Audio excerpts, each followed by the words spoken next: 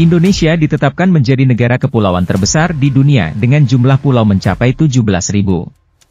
Sebenarnya, bagaimana sejarah terbentuknya Kepulauan Indonesia? Sebelum lanjut, jika berkenan silahkan subscribe, like, dan share.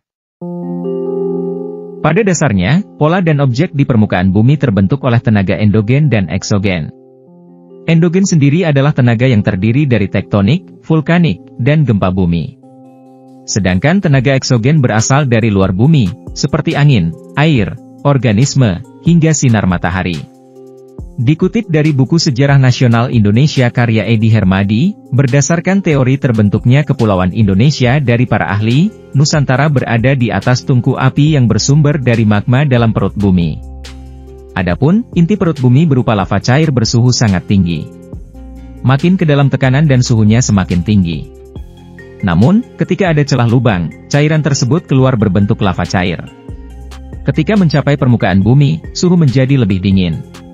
Akhirnya, pada suhu ini cairan lava akan membeku membentuk batuan beku atau kerak. Keberadaan kerak benua daratan dan kerak samudra selalu bergerak secara dinamis akibat tekanan magma dari perut bumi.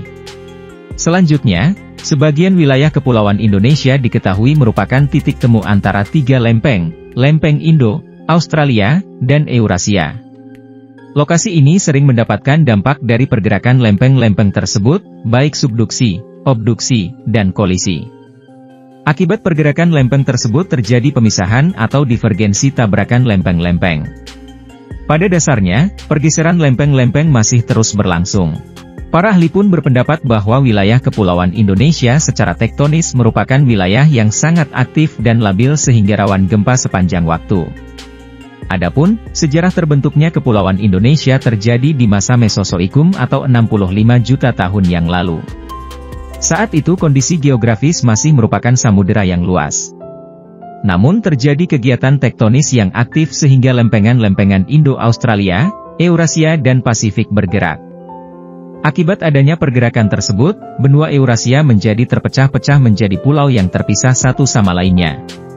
Sebagian bergerak ke selatan menjadi Pulau Sumatera, Jawa, Kalimantan dan Nusa Tenggara Barat dan Pulau Banda. Hal yang sama juga terjadi pada benua Australia di mana bagian utaranya bergerak membentuk Pulau Timor, Kepulauan Nusa Tenggara Timur, dan sebagian Maluku Tenggara. Kalimantan dan Jawa dipisahkan laut dangkal yang terjadi akibat proses kenaikan permukaan laut atau transgresi. Saat itu juga, Pulau Sulawesi sudah mulai terbentuk, sementara Papua sudah mulai bergeser ke utara. Faktor terbentuknya Kepulauan Indonesia adalah kegiatan tektonis dari dalam bumi.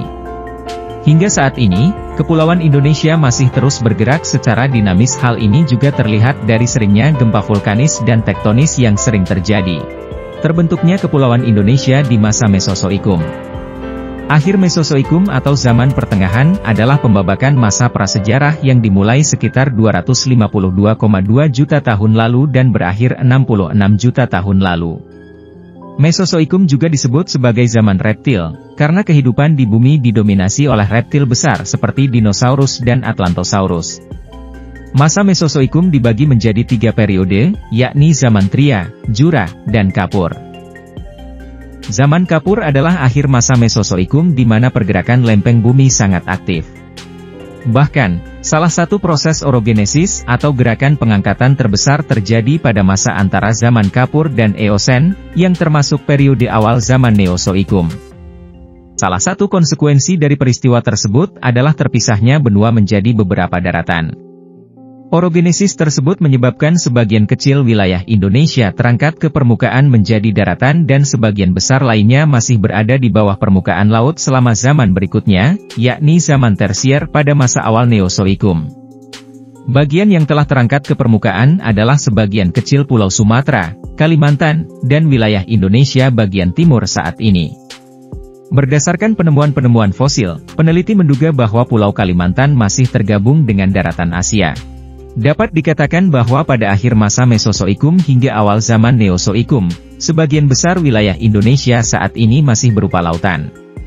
Peristiwa orogenesis saat itu baru memunculkan sebagian kecil Pulau Sumatera, Kalimantan, dan wilayah Indonesia bagian timur saat ini. Sedangkan wilayah kepulauan Indonesia lainnya yang masih tertutup air baru muncul pada masa berikutnya, yakni pada akhir periode tersier di zaman Neozoikum.